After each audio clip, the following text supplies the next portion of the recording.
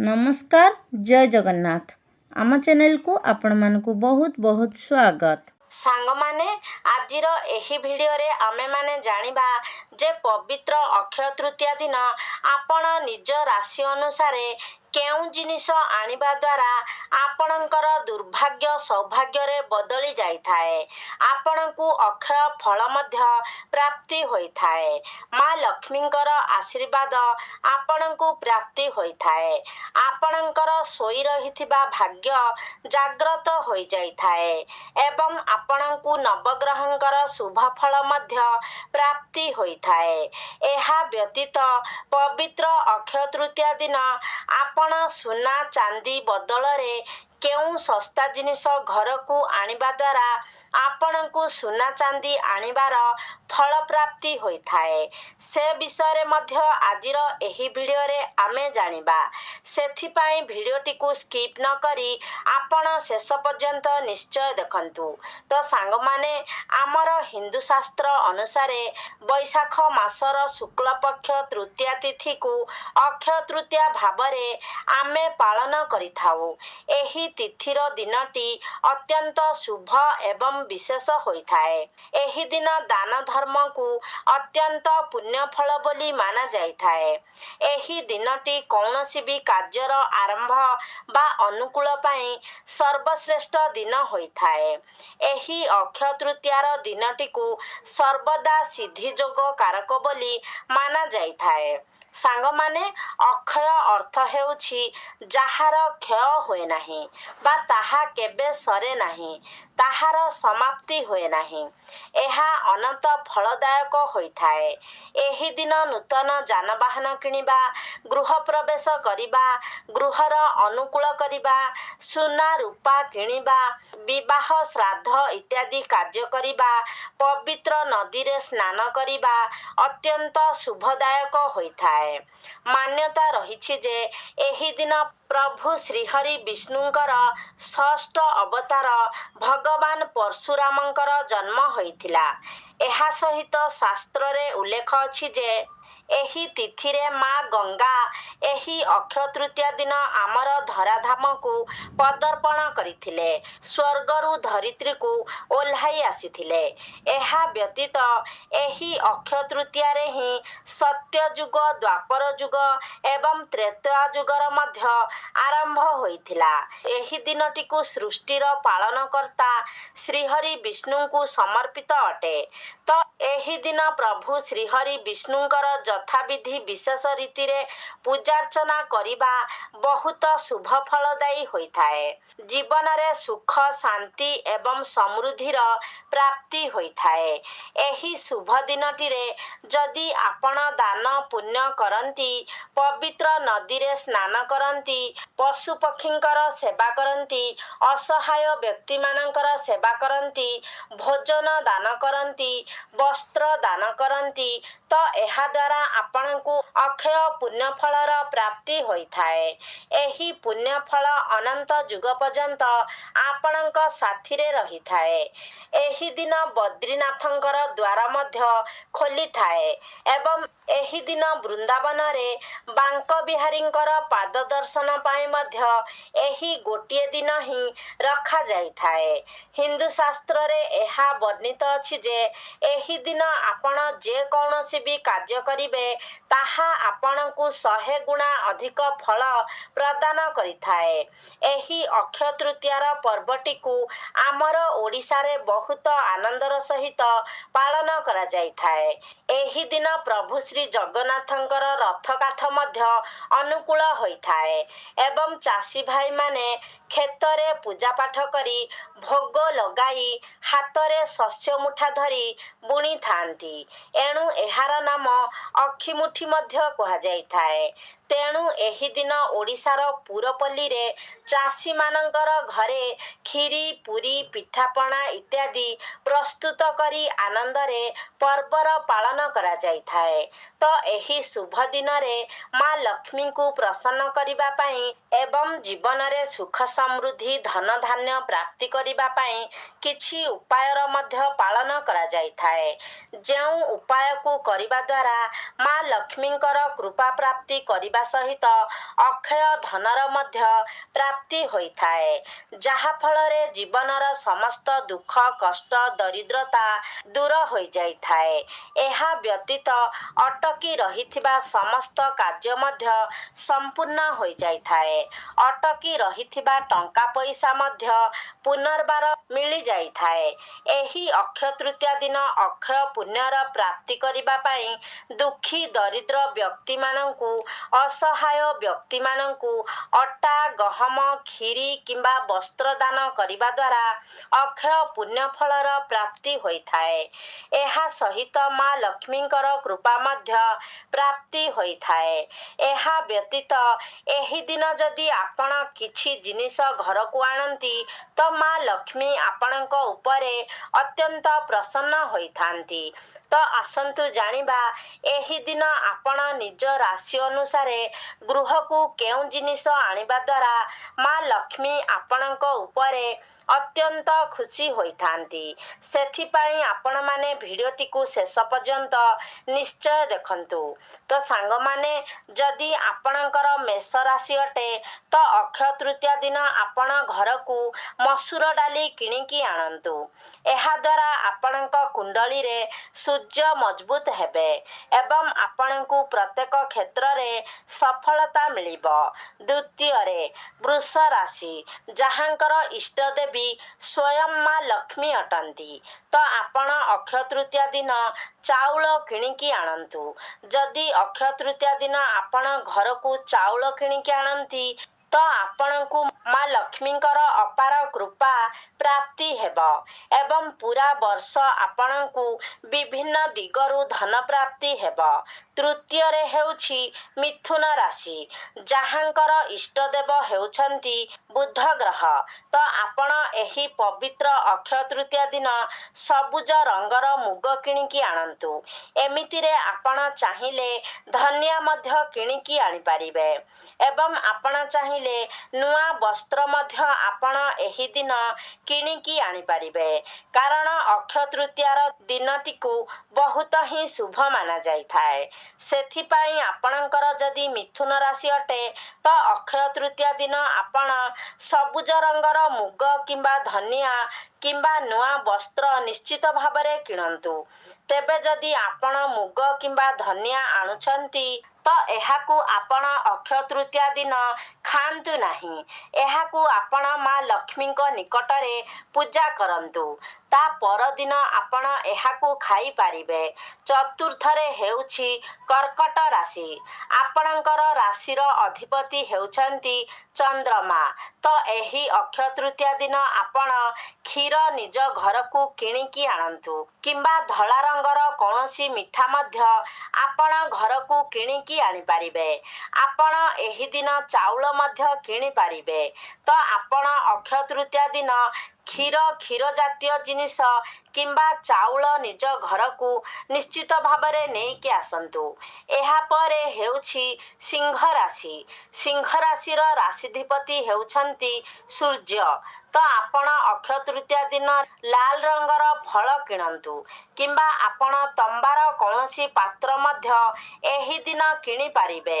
ଏହାପରେ ହେଉଛି କନ୍ୟା ରାଶି, ତ ଆପଣ ଅକ୍ଷୟ ତୃତୀୟା ଦିନ ମୁଗ ଡାଲି କିଣିକି ଆଣନ୍ତୁ। ଏପରି କରିବା ଦ୍ୱାରା ଆପଣଙ୍କ ଜୀବନରେ ସୁଖ ଶାନ୍ତିର ବୃଦ୍ଧି ହେବ।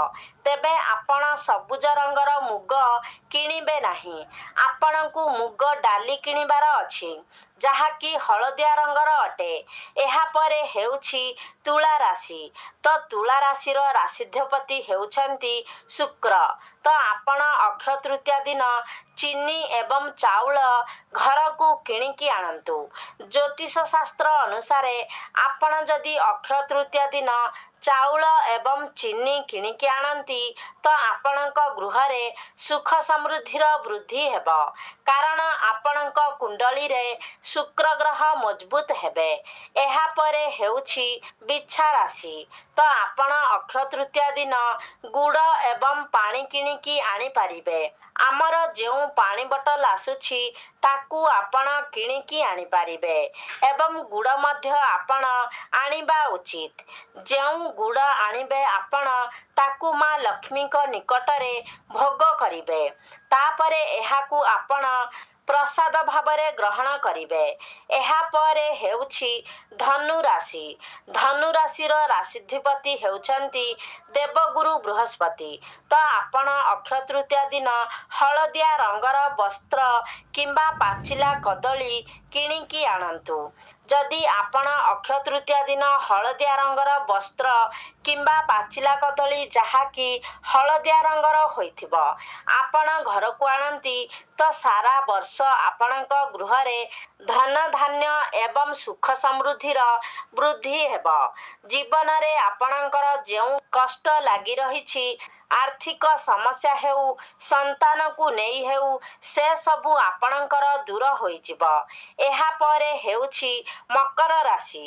ଆପଣ ପବିତ୍ର ଅକ୍ଷୟ ତୃତୀୟା ଦିନ ବିରି ଡାଲି ଯାହାକି କଳା ରଙ୍ଗର ଅଟେ, କଳା ରଙ୍ଗର ବିରି କିମ୍ବା ଆପଣ ଦହି ଏହି ଦିନ କିଣିକି ଆଣନ୍ତୁ।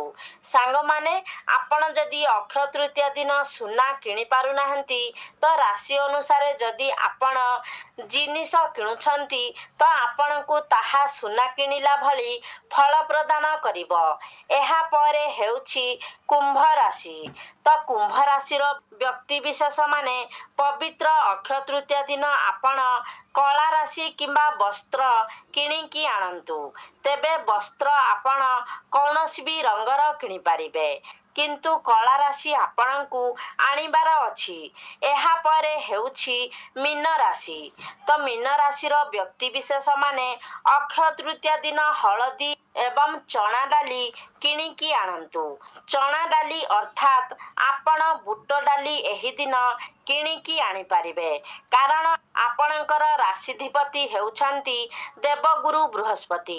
ତ ଆପଣ ଯଦି ଅକ୍ଷୟ ତୃତୀୟା ଦିନ ଏହି ଦିନ କିଣିକି ଆଣୁଛନ୍ତି ତ ଆପଣଙ୍କ ଜୀବନରେ ଚାଲିଥିବା ସମସ୍ତ ସମସ୍ୟା ଗୁଡ଼ିକ ଦୂର ହୋଇଯିବ ଏବଂ ଆପଣଙ୍କୁ ଅଧିକ ମାତ୍ରାରେ ଶୁଭ ଫଳ ପ୍ରାପ୍ତି ହେବ। ଯେମିତି ଆପଣମାନେ ଦୀପାବଳି ଦିନ ଧନର ଦେବୀ ମା ଲକ୍ଷ୍ମୀଙ୍କୁ ପୂଜା କରିଥାନ୍ତି, ସେହିଭଳି ଅକ୍ଷୟ ତୃତୀୟା ଦିନ ମଧ୍ୟ ମା ଲକ୍ଷ୍ମୀଙ୍କର ବିଶେଷ ରୀତିରେ ପୂଜାର୍ଚ୍ଚନା କରାଯାଇଥାଏ। ତ ସାଙ୍ଗମାନେ, ଆସନ୍ତୁ ଆମେ ଜାଣିବା ଯେ ପବିତ୍ର ଅକ୍ଷୟ ତୃତୀୟା ଦିନ ଆପଣ ସୁନା ରୂପା ବଦଳରେ କେଉଁ ଜିନିଷ ନିଜ ଘରକୁ ଆଣିପାରିବେ। ତ ସାଙ୍ଗମାନେ, ପ୍ରଥମ ଜିନିଷଟି ହେଉଛି ସୋରିଷ। ଆପଣଙ୍କୁ ଅକ୍ଷୟ ତୃତୀୟା ଦିନ ହଳଦିଆ ରଙ୍ଗର ସୋରିଷ ନିଜ ଘରକୁ ଆଣିବାର ଅଛି, କିମ୍ବା ଯଦି ପୂର୍ବରୁ ଆପଣଙ୍କ ଘରେ ହଳଦିଆ ରଙ୍ଗର ସୋରିଷ ଅଛି ତ ଆପଣ ଏହାକୁ ନେଇ ନିଜ ପୂଜା ଘରେ ପୂଜା କରିବା ଉଚିତ। ଏପରି କରିବା ଦ୍ୱାରା ଆପଣଙ୍କ ଉପରେ ମା ଲକ୍ଷ୍ମୀଙ୍କର କୃପା ବର୍ଷା ହୋଇଥାଏ। ତ ଅକ୍ଷୟ ତୃତୀୟା ଦିନ ଆପଣ ହଳଦିଆ ରଙ୍ଗର ସୋରିଷର ଦାନାକୁ ମା ଲକ୍ଷ୍ମୀଙ୍କ ନିକଟରେ ପୂଜା କରନ୍ତୁ। ତାପରେ ଏହାକୁ ଏକ ହଳଦିଆ ରଙ୍ଗର କପଡ଼ାରେ ଗୁଡ଼ାଇ ବାନ୍ଧି ଦିଅନ୍ତୁ। ଏହାକୁ ଆପଣ ନିଜର ପୂଜା ସ୍ଥାନରେ ରଖନ୍ତୁ। ଦେଖିବେ ଆପଣଙ୍କର ଗୃହରେ ଧନ ଧାନ୍ୟର ବୃଦ୍ଧି ହେବାକୁ ଲାଗିବ। ଏହା ବ୍ୟତୀତ ଯଦି ଘର ଉପରେ କୌଣସି ନଜର ଦୋଷ ରହିଥିବ ତେବେ ତାହା ମଧ୍ୟ ଦୂର ହୋଇଯିବ। ଦ୍ୱିତୀୟ ଜିନିଷଟି ହେଉଛି ସନ୍ଧୈବ ଲବଣ। ଏପରି ମାନ୍ୟତା ଅଛି ଯେ ଯଦି ଆପଣ ଅକ୍ଷୟ ତୃତୀୟା ଦିନ ଘରକୁ ସନ୍ଧୈବ ଲବଣ କିଣିକି ଆଣୁଛନ୍ତି ତ ଆପଣଙ୍କ ଗୃହ ପାଇଁ ଅତ୍ୟନ୍ତ ମଙ୍ଗଳକାରୀ ହୋଇଥାଏ। ତେବେ ଆପଣଙ୍କୁ ଏହି କଥାର ଧ୍ୟାନ ରଖିବାର ଅଛି ଯେ ଅକ୍ଷୟ ତୃତୀୟା ଦିନ ଆପଣ ଯେମିତି ଏହି ଲୁଣର ସେବନ ନ କରନ୍ତି।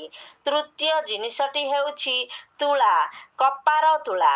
ଯଦି ଆପଣ ଅକ୍ଷୟ ତୃତୀୟା ଦିନ କପାର ତୁଳା ନିଜ ଘରକୁ କିଣିକି ଆଣୁଛନ୍ତି ଏବଂ ଆପଣ ପ୍ରତ୍ୟେକ ଦିନ ପୂଜା ଘରେ ପୂଜା କରିବା ସମୟରେ ଏହାକୁ ବ୍ୟବହାର କରନ୍ତି ତ ଗୃହରେ ଧନ ଧାନ୍ୟର ବୃଦ୍ଧି ହୋଇଥାଏ। ଚତୁର୍ଥ ଜିନିଷଟି ହେଉଛି ଫଳ। ଯଦି ଅକ୍ଷୟ ତୃତୀୟା ଦିନ ନିଜ ଘରକୁ ଫଳ କିଣିକି ଆଣୁଛନ୍ତି ତ ଏହାଦ୍ୱାରା ଆପଣଙ୍କ ଗୃହରେ ସୁଖ ସମୃଦ୍ଧିର ବୃଦ୍ଧି ହୋଇଥାଏ। ପଞ୍ଚମରେ ସବୁଠାରୁ ବିଶେଷ ଜିନିଷ ହେଉଛି ମାଟିର ଦୀପ। ମାଟିର ଦୀପକୁ ସୁନା କିଣିବା ସହିତ ସମାନ ବୋଲି ମାନାଯାଇଛି। ତ ତ ଅକ୍ଷୟ ତୃତୀୟା ଦିନ ଯଦି ଆପଣ ନିଜ ଘରକୁ ମାଟିର ଦୀପ କିଣିକି ଆଣୁଛନ୍ତି ଏବଂ ତାପରେ ପ୍ରତିଦିନ ତାକୁ ଆପଣ ଈଶ୍ୱରଙ୍କ ସମ୍ମୁଖରେ ପ୍ରଜ୍ୱଳନ କରୁଛନ୍ତି, ତ ଏହାଦ୍ୱାରା ଆପଣଙ୍କ ଜୀବନକୁ ବିଭିନ୍ନ ଦିଗରୁ ଧନ ଆସିବା ଆରମ୍ଭ ହୋଇଯାଇଥାଏ। ଆପଣଙ୍କୁ ରୋଜଗାର କରିବାର ଅନେକ ସ୍ରୋତ ବଦଳି ଯାଇଥାଏ। ଏସବୁ ହେଉଛି ବହୁତ ଶସ୍ତା ଜିନିଷ, ଯାହାକୁ ଯେକୌଣସି ବ୍ୟକ୍ତି ଅକ୍ଷୟ ତୃତୀୟା ଦିନ କିଣିପାରିବେ। ଏହା ବ୍ୟତୀତ ଅନେକ ଗୁଡ଼ିଏ ମୂଲ୍ୟବାନ ଜିନିଷ ମଧ୍ୟ ଯାହା ଆପଣ ଅକ୍ଷୟ ତୃତୀୟା ଦିନ କିଣିପାରିବେ। ତ ଯେମିତିକି ଶଙ୍ଖ, ଗୋମତୀ ଚକ୍ର, କଉଡ଼ି, ସୁନା କିମ୍ବା ରୂପାର ମୁଦ୍ରା, ସୁନା କିମ୍ବା ରୂପାର ଅଳଙ୍କାର, ଏସବୁ ଜିନିଷ ମଧ୍ୟ ଆପଣ ଅକ୍ଷୟ ତୃତୀୟା ଦିନ କିଣିପାରିବେ। ତେବେ ସାଙ୍ଗମାନେ, ଏହା ଥିଲା ସେହି ସବୁ ଶସ୍ତା ଜିନିଷ ଯେଉଁଗୁଡ଼ିକ ଆପଣ ଅକ୍ଷୟ ତୃତୀୟା ଦିନ ଘରକୁ କିଣିକି ଆଣିପାରିବେ ଏବଂ ଏହି ସବୁ ଜିନିଷକୁ ଅକ୍ଷୟ ତୃତୀୟା ଦିନ ଘରକୁ କିଣିକି ଆଣିବା ଦ୍ୱାରା ଆପଣଙ୍କ ଗୃହର ଉନ୍ନତି ହେବ।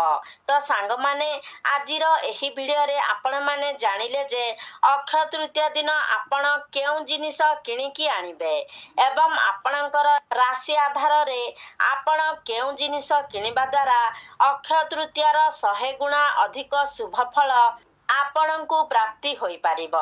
ତ ସାଙ୍ଗମାନେ, ଆପଣ ଚେଷ୍ଟା କରନ୍ତୁ ନିଜ ରାଶି ହିସାବରେ ଏହି ଦିନ ଜିନିଷ କିଣିବା ପାଇଁ, କାରଣ ରାଶି ହିସାବରେ ମଧ୍ୟ ମୁଁ ଆପଣଙ୍କୁ ଯେଉଁ ଜିନିଷ କହିଲି ସେଗୁଡ଼ିକ ମଧ୍ୟ ବହୁତ ଶସ୍ତା ଅଟେ, ଯାହାକୁ କି ପ୍ରତ୍ୟେକ ବ୍ୟକ୍ତି କିଣିବାରେ ସମର୍ଥ ହୋଇପାରିବେ।